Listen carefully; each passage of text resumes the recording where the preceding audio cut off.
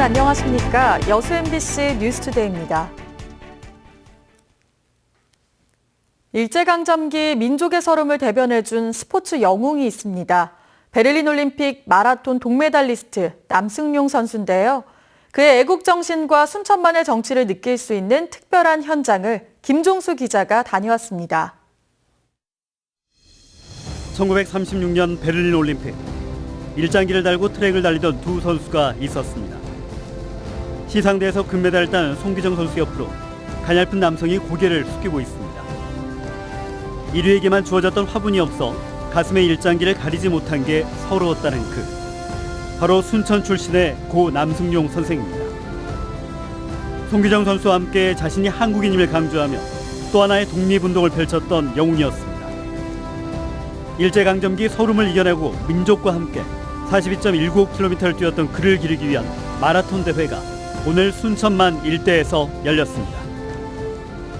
올해가 16제 해를 이렇게 가지게 됐습니다. 100여 명에 가까운 그 애국 선수들이 참여를 해서 명실공히 국가대회로 이렇게 발돋움을 하게 되었습니다. 너무나 뜻깊고 풀코스와 10km 등 다양한 코스에서 치러진 이번 대회는 해를 거듭하면서 마라토너들의 인기를 끌고 있습니다. 늦가을 정취를 느끼며 뛰는 곳곳이 이색적인 풍경을 연출해 선수들과 가족들에게 계절의 신비로움까지 선사합니다. 처음 오게 됐는데 다른 거 없이 그냥 잘 완주했으면 좋겠습니다. 하나, 둘, 셋, 화이팅!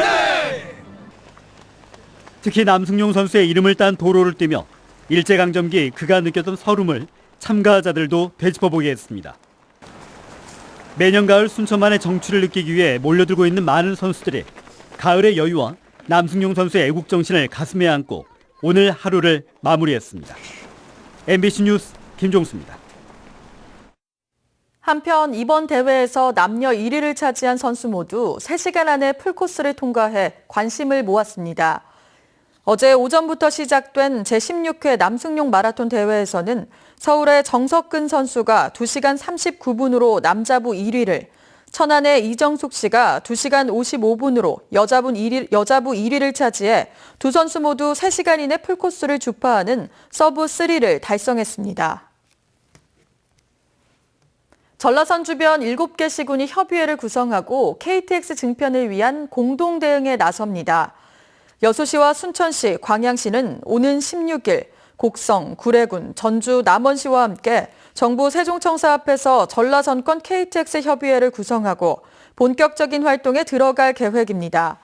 KTX 협의회는 앞으로 전라선 KTX 운행 횟수를 20회에서 28차례로 증편하기 위한 공동 건의문을 정부에 전달하고 시군이 공조해 고속철도 국가계획 반영과 수서발 SRT 운행을 촉구할 방침입니다. 신안섬 낙지는 잡히는 양이 많고 맛도 뛰어나지만 시장에서는 인근의 다른 지역 낙지만큼 대접받지 못하는데요. 섬낙지의 브랜드 가치를 높이기 위해 지자체와 수협이 발벗고 나섰습니다. 문현철 기자가 보도합니다. 전국에서 가장 긴 해안선과 청정갯벌을 보유한 신안군. 여기에서 잡히는 뻘낙지는 맛이 담백하고 연해서 미식가 사이에서는 최고 낙지로 꼽힙니다. 그러나 대부분이 개인 거래로 팔리다 보니 제값을 못 받고 산지가 바뀌는 일도 다반사입니다. 섬뻘낙지의 위상과 명성을 되살리기 위해 신안군과 수협이 함께 나섰습니다. 신안섬낙지란 브랜드를 개발해 특허청에 출원하고 소비자가 안심하고 사 먹을 수 있도록 생산 이력제도 도입했습니다. 신안섬의 관문인 송공항에는 낙지 입판장을 새로 개설했습니다. 신안에서 생산되는 섬에서 나오는 낙지들을 전부 이쪽에 와서 입판할 수 있는 계통을 단일화시켰습니다. 지금은 임시 입판장이지만은 새천년 대교가 개통하는 시점에 맞춰서 거점 다기능 위판장과 남도 음식거리를 조성하기로 했습니다. 낙지 전문 입판장이 개설이 됨으로 해가지고 낙지 잡는 어업인들이 편리하게 고가를 받을 수 있어서 좋고요. 신안에서는 200여 가가 연간 200억 원 상당의 낙지를 잡고 있습니다. 이제 유통과 판매까지 체계를 갖춰가면 낙지 주산지로 자리매김하고 어가소득도 크게 높아질 것으로 보입니다. MBC 뉴스 문현철입니다. 폭설이 내릴 때 대중교통 이용을 권장하지만 사실상 버스 타기가 쉽지 않은데요. 알고 보니 다 그럴 만한 이유가 있었습니다. 시 버스들이 무단으로 운행을 빼먹은 사실이 드러났습니다. 윤근수 기자입니다. 폭설이 내린 날이면 시내버스 대기 시간이 길어지기 마련입니다. 길이 미끄러운 탓에 속도가 떨어져서 운행 간격이 길어질 수밖에 없습니다. 평상시보다 안 온다 하는 그런 느낌이 많이 들 때가 있죠. 나뿐만이 아니라 다른 옆에 승강장에 섰는 사람들도 막 그래요. 특히 밤 시간엔 아무리 기다려도 시내버스가 오지 않을 때가 있습니다. 다 날씨 탓이거니 했지만 꼭 그 때문만은 아니었습니다. 폭설이 내린 날이면 시내버스 운전원과 회사가 무단으로 운행을 일찍 중단해버렸습니다. 광주시가 올해 초 눈이 많이 내린 사흘치의 기록을 분석해봤더니 모두 460여 차례 운행을 빼먹었습니다. 전체 98개 노선 가운데 결행한 노선이 3분의 1이 넘은 날도 있었습니다. 조사하는 과정에서 보니까 버스 업체의 과거에 좀 그랬다는 관행으로 생각하고 일부 무기 내지 방조이지 않았나 그렇게 생각하고 있습니다. 무단 결행은 광주의 모든 시내버스 회사에서 이루어졌습니다. 광주시는 시내버스 회사 10곳에 7,900만 원의 과징금을 부과하고 이미 지급한 운송 원가 5,500만 원도 환수 조치하겠다고 밝혔습니다.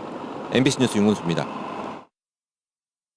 앞으로 오후까지 5에서 20mm 정도가 더 내리겠고요. 서울 등 중부지방도 나탄때 비가 조금 오겠습니다. 이후에는 서해안을 중심으로 가을 황사가 나타날 가능성이 있습니다. 어제 오후 내몽골 고원과 고비 사막에서 만들어진 황사가 서풍을 타고 우리나라로 유입될 가능성이 있고요. 미세먼지도 따라 들어오면서 전국적으로 공기가 탁해지겠습니다. 호흡기 관리 잘 하셔야겠습니다. 내일과 모레는 반짝 추위도 찾아오겠는데요. 다행히 수능일부터 는 기온이 오르면서 추위가 차츰 누그러지겠습니다. 출근길 이 시각 현재 기온 서울 12.7도, 대전 9.7도, 전주 11.8도를 보이고 있는데요. 한낮에는 서울 16도, 부산과 광주 20도까지 오르면서 온화하겠습니다. 주 후반에는 남부지방을 중심으로 또 비가 내릴 전망입니다. 날씨였습니다.